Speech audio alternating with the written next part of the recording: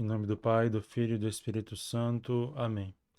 Inspirai, Senhor, as nossas ações e ajudai-nos a realizá-las, para que em vós comece e para vós termine tudo aquilo que fizermos, por Cristo nosso Senhor. Amém.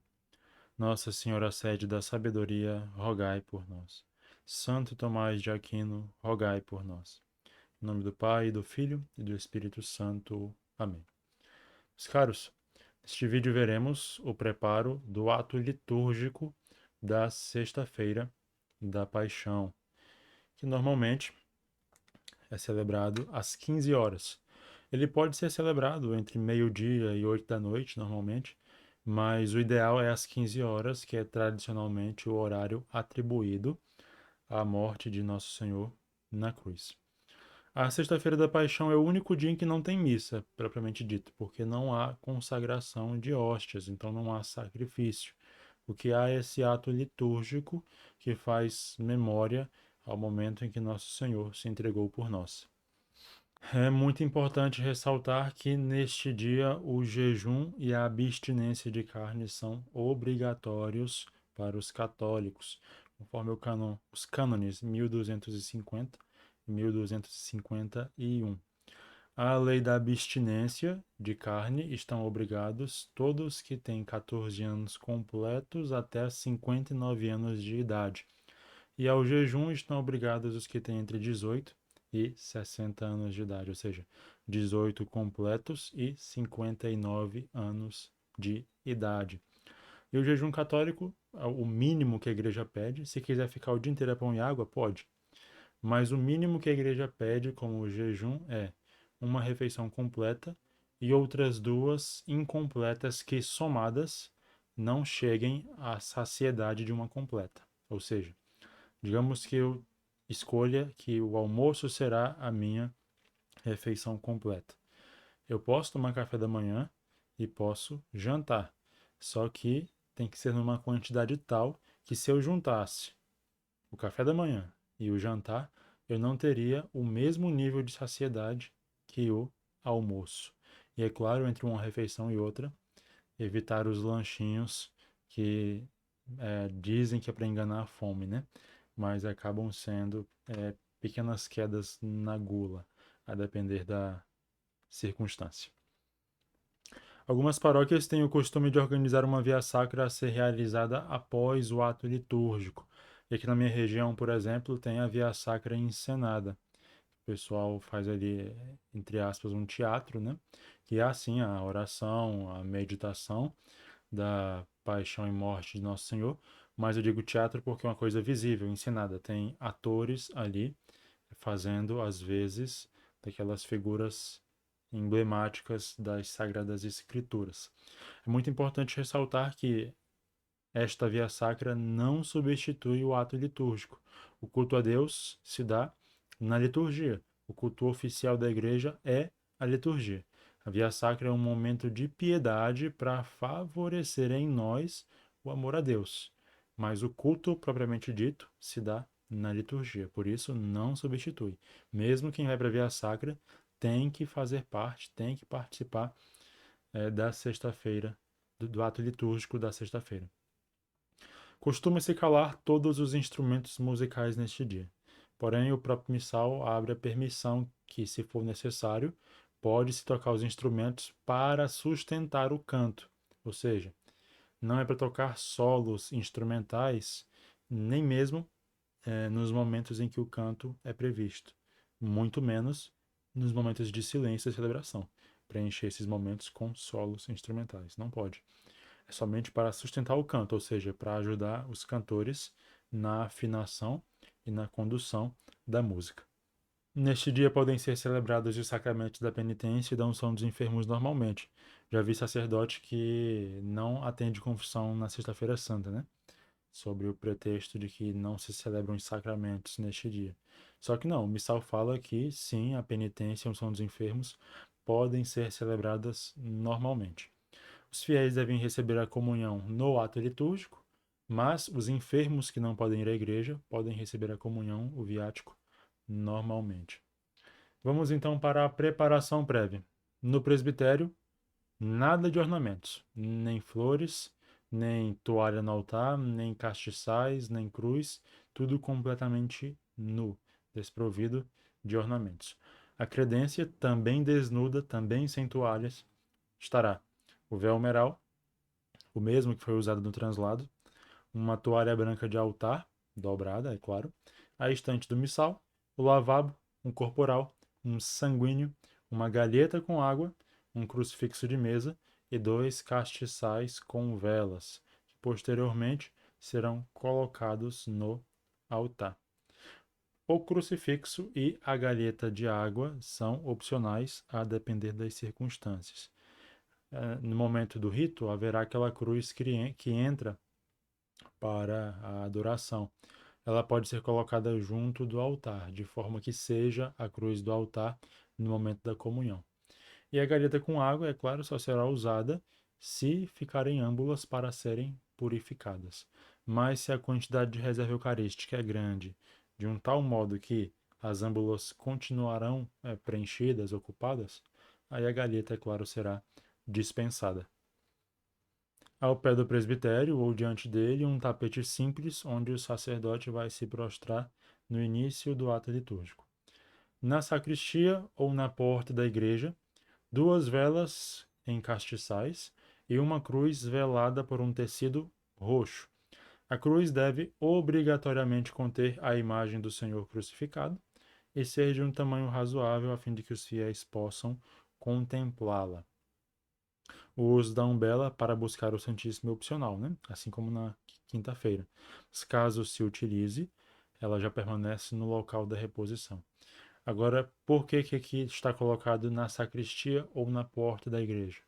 Porque a procissão com esta cruz velada se dará pelo corredor central. Então vai depender aí da construção da sua igreja. Na minha paróquia, por exemplo, a sacristia fica atrás do presbitério. Então essa mesinha com os castiçais e a cruz ficará na porta da igreja. Assim o sacerdote vai até lá buscá-la e vem em procissão pelo corredor central. Um detalhe a ressaltar: mesmo que nesse dia não haja missa, o ato litúrgico não seja uma missa, o missal pede que tanto o sacerdote como o diácono se paramentem como se fosse para a missa. Então, alva, estola, casula ou dalmática, no caso do diácono. Na ação litúrgica, a procissão entra sem velas, sem cruz, sem incenso, sem nenhum desses objetos. Todos fazem reverência profunda para o altar e tomam os seus lugares. O sacerdote, que vem por último, se prostra ali no tapete, ou seja, fica com o rosto por terra, e todos na igreja se ajoelham nesse momento. Após um momento de silêncio, o sacerdote sobe ao presbitério, mas não beija o altar, e na cadeira presidencial ele faz a oração do dia, a oração que seria coleta, sem dizer o convite oremos. Ele já segue direto para o texto da oração. Uma outra opção, que normalmente é utilizada inclusive, é que este momento inicial somente o sacerdote entre. Então os ministros já ficam posicionados nos seus devidos lugares desde o início e entra nessa procissão somente o sacerdote com o diácono e talvez o cerimoniário, se houver um no ato litúrgico da sua paróquia. E aí procede do jeito que está aqui, mas com a diferença de que todos já estarão nas suas cadeiras, nos seus lugares. Após a oração do dia, é claro, alguém vai lá, dobra o tapete e o retira. Vamos então para a liturgia da palavra. Há uma primeira leitura, um salmo, uma segunda leitura e a leitura da paixão, da mesma forma como foi feita no domingo de Ramos. Ela pode ser dividida entre 3 leitores, mas reservando ao sacerdote as palavras, as falas de Nosso Senhor. Ou, havendo ministros ordenados suficientes, é entre eles que é dividida essas leituras, essas falas da leitura da paixão. Se houverem 3 diáconos, pode-se dividir entre eles e dar a um deles, inclusive, as falas de Nosso Senhor. Terminada então a leitura da paixão, segue-se com a homilia, normalmente, e ao término há um breve momento de silêncio. Terminado o momento de silêncio, é claro, omite-se o credo, não há credo neste dia, e vai-se para a oração universal, que tem um modelo especial, que é já disposto no missal, que se constitui de 10 preces. Então, aquele que vai fazer a prece se dirige ao ambão normalmente. Ele faz a prece, o sacerdote ou o diácono pode fazer o convite para todos se ajoelharem, todos se ajoelham, faz um momento de silêncio, o sacerdote ou o diácono convida para todos se levantarem. Assim que todos se levantam, o sacerdote presidente faz a oração correspondente à prece que foi lida no ambão. Se houver um diácono na igreja, importante, compete a ele, é função dele enunciar as preces da oração universal. E esse modelo se repete nas 10 vezes: prece, ajoelhar, levantar, oração. Prece, ajoelhar, levantar, oração. Terminada a oração universal, vamos então para a apresentação da Santa Cruz, que pode ser feita de duas formas. Então, terminou a oração universal, o sacerdote vai ao fundo da igreja onde está a cruz para vir com ela em procissão. Na primeira forma, o sacerdote traz a cruz velada pelo pano roxo. Ele caminha direto, ladeado pelos castiçais, até o pé do presbitério. No presbitério, ele se volta para o povo e então canta Eis o lenho da cruz, 3 vezes, ao qual o coro e o povo responde cantando Vinde adoremos. Eis o lenho da cruz tem uma fórmula completa no missal, vale ressaltar. A cada vez que ele cantar Eis o lenho da cruz, ele descobre uma parte da cruz. Ele retira, remove uma parte do pano roxo. Isso é a primeira forma de apresentar a cruz. Na segunda forma, o sacerdote, o diácono, vai lá até a porta, pega a cruz, mas já descobre ela, não tem véu, então, nesta segunda forma. E então, lá perto da porta, ele canta o primeiro Eis o lenho da cruz e os cantores cantam a resposta. Então, ele caminha um pouco pelo corredor central e, parando no meio do corredor, ele canta o segundo Eis o lenho da cruz, ao qual os cantores respondem também com canto. Ele então prossegue novamente e, ao pé do presbitério, se volta para o povo e canta o terceiro Eis o lenho da cruz com a devida resposta dos cantores. Então, nesta segunda forma, em que há as 3 paradas ao longo do corredor, não há véu, há somente o canto e a própria cruz exposta, ladeada, é claro, pelos 2 castiçais. Neste caso, em que será cantado ao longo do corredor, convém, é claro, que acompanhe o sacerdote, um ministro com o microfone e, quem sabe, um outro com o livro de canto, caso o sacerdote precise acompanhar a partitura para cantar o texto nesse momento. Independente da forma como se apresentou a cruz, segue-se então com a adoração da Santa Cruz. Aqui uma pequena coisa a se dizer, né? Algo a se ressaltar. O missal traz este termo, a adoração da cruz, mas é evidentíssimo que não se adora propriamente aquele objeto que está exposto ali naquele momento. A adoração é para o ato divino e salvífico que aquele objeto representa. O objeto é um modo de elevar a alma a Deus, já que o ser humano, em sua estrutura, conhece as coisas, reflete as coisas a partir da experiência sensível, da experiência que ele tem com a matéria, com o mundo, a partir dos 5 sentidos externos e os 4 sentidos internos, segundo a filosofia tomista. Então, não é um ato de idolatria chamar este momento de adoração da Santa Cruz. A adoração é para com o sacrifício de Cristo, o próprio Cristo que se entrega como vítima. A cruz, então, é ladeada pelas 2 velas e é colocada ao pé do presbitério num pedestal, de modo que os fiéis tenham fácil acesso no momento de fazer o seu gesto de piedade. O sacerdote é o primeiro a fazer o gesto de adoração. Então, se for oportuno, e normalmente é, ajudado pelo cerimoniário, ele retira a casula e os sapatos, então desce para fazer o gesto da melhor maneira possível. Seguido ao sacerdote presidente da celebração, vão os outros ministros ordenados que estiverem presentes. Depois acólitos, ministros, enfim, por todo o povo, a assembleia que faz parte da celebração. Veja que, se for um número significativo de fiéis, este momento vai se prolongar por bastante tempo. Então, os cantores precisam se preparar para ter música suficiente durante toda a adoração, caso o sacerdote decida que a adoração será feita deste modo mesmo, com cada pessoa tendo o seu momento individual com a Santa Cruz. E vale ressaltar, o missal só permite que haja uma cruz neste momento. Reprova-se o costume de algumas paróquias de colocarem duas, às vezes três cruzes na igreja para formar filas diferentes durante a adoração. Um outro modo que o missal permite para quando há um número muito grande de fiéis na celebração é o caso, por exemplo, do Vaticano, que tem ali 15, 20, 30 mil pessoas. O outro modo é que, após a adoração ali de uma pequena parcela representativa, quem sabe os ministros ordenados e os servidores do altar, o povo não vai todo para fazer o gesto, mas o ministro ordenado que carregou a cruz, sacerdote ou diácono, vai erguê-la à vista de todos os fiéis presentes, de modo que todos possam adorar interiormente ali ao mesmo tempo. E após um breve momento de silêncio, ele baixa a cruz. Isso é uma forma de encurtar esse momento nos locais em que é impossível e realmente, verdadeiramente impossível que todos façam o seu gesto individual sem que a celebração se prolongue até a noite. Terminada a adoração, o sacerdote entrega a cruz a um dos auxiliares, que coloca ela junto do altar.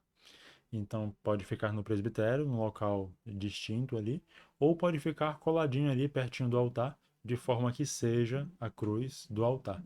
Vai depender da disposição, do tamanho da cruz, da conveniência. Se não, deixa separada e no momento ali de cobrir o altar com a toalha, traz uma cruz de mesa para ser colocada sobre ele.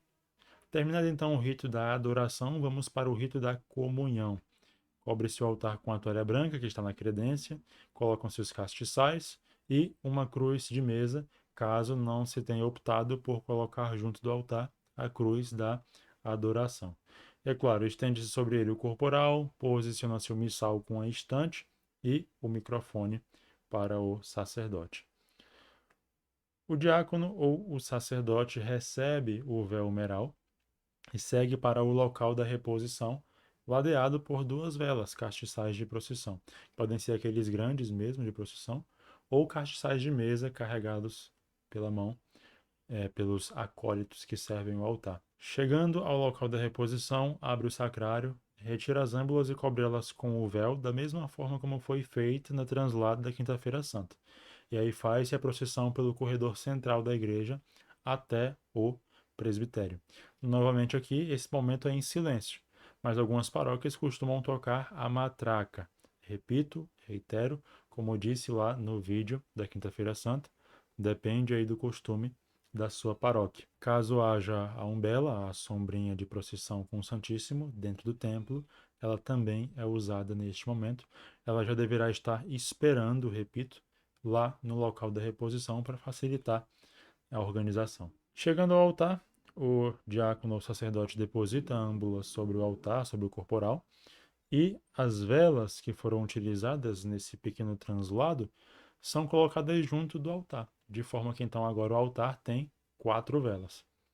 Se houverem mais âmbulas, os ministros trazem e entregam ao sacerdote. Aí é preciso avaliar se eles vão trazer depois, na hora da comunhão, ou se eles vão trazer junto com o sacerdote. Isso vai variar de acordo com o número de âmbulas que serão levadas neste momento, o que por sua vez varia de acordo com o número de fiéis presentes na celebração.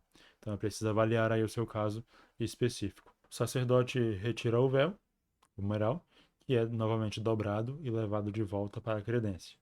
Em seguida, convida todos a rezarem o Pai Nosso, reza o Pai Nosso, reza a oração após o Pai Nosso, que é aquela oração livrai-nos de todos os males, e a resposta da Assembleia, a aclamação, vosso é o reino, o poder e a glória para sempre. Porém, omite-se a oração da paz e aquelas invocações do Cordeiro de Deus que tirais o pecado do mundo. O sacerdote, então, faz aquelas orações em silêncio, dispostas ali no rito, a genuflexão, levanta e apresenta a hóstia, dizendo: Eis o Cordeiro de Deus. E o povo responde com o ato de contrição habitual: Senhor, eu não sou digno. Segue-se então para o rito da comunhão, como de costume. Terminada a comunhão, as âmbulas são levadas de volta para o local da reposição ou capela onde estavam. Se for o sacerdote ou o diácono a fazer isso, pode-se proceder solenemente do mesmo modo como foi o translado, ou seja, o sacerdote, a umbela, o véu humeral sobre a âmbula e os castiçais de procissão. Não há incenso, é claro. Mas é importante ressaltar que a partir deste momento os fiéis já não têm mais acesso à reserva eucarística para a adoração. Por isso, embora esteja dito no e-book Capela do Santíssimo, não se entenda com isso o sacrário habitual da igreja. Ele só será ocupado novamente após a comunhão na vigília pascal. O sacerdote então purifica os vasos sagrados como de costume, se houver ficado algum vaso para purificar, e retorna à cadeira. Os acólitos, ministros e servidores novamente vão lá e desnudam o altar, retiram os castiçais, a cruz, a toalha, ficando ali somente a cruz que foi utilizada para a adoração. Terminado ali então esse momento, o sacerdote pode ainda permanecer em silêncio por um momento, um silêncio orante, mas depois levanta e faz a oração pós-comunhão. Pós-oração pós-comunhão, breves avisos, se forem realmente necessários. Então, a oração sobre o povo, que não é uma bênção final, é somente uma oração sobre o povo. Não há aquele abençoe-vos Deus Todo-Poderoso, não há o envio inde em paz. Assim como na Quinta-feira Santa também não houve. Terminado o ato, o sacerdote não beija o altar. Ele reverencia a cruz com uma genuflexão e retorna à sacristia com os ministros, ou para a porta da igreja, no caso das paróquias que costumam conectar o ato litúrgico com a via sacra que mencionei anteriormente. Até a vigília pascal, tanto o altar como o presbitério permanecem sem os seus ornamentos, tudo completamente desnudado. A cruz da igreja, a cruz de parede, as demais cruzes que foram cobertas no quinto domingo da quaresma, podem agora ser descobertas, pois a cruz já foi revelada no ato litúrgico. As imagens dos santos permanecem cobertas até o início da vigília pascal. Veja então que o rito é diferente, né, de uma missa habitual, mas continua sendo simples. No início, a entrada do sacerdote, que se prostra, todos se ajoelham, ficam em silêncio. Depois se levanta, sobe, vai para a cadeira presidencial sem beijar o altar, faz a oração do dia sem dizer a palavra oremos. Depois, liturgia da palavra. Primeira leitura, salmo. Segunda leitura, leitura da paixão, da mesma forma como foi no domingo de Ramos. Terminou a leitura da paixão, homilia. Após homilia, oração universal. Naquele modelo, a prece, ajoelhemo-nos, levantemo-nos, oração. Coisa que se repete nas 10 preces. Terminou a oração universal, a apresentação da cruz, que tem aquelas duas formas de ser feita. Após apresentar a cruz, a adoração do sacerdote, dos ministros ordenados, dos fiéis em geral, contando, é claro, também aqui os servidores do altar. Terminou a adoração da cruz, leva a cruz para o presbitério ou para junto ali do altar, de forma que seja o crucifixo do altar. Procede-se para o rito da comunhão. Cobre o altar com a toalha, castiçais, etc.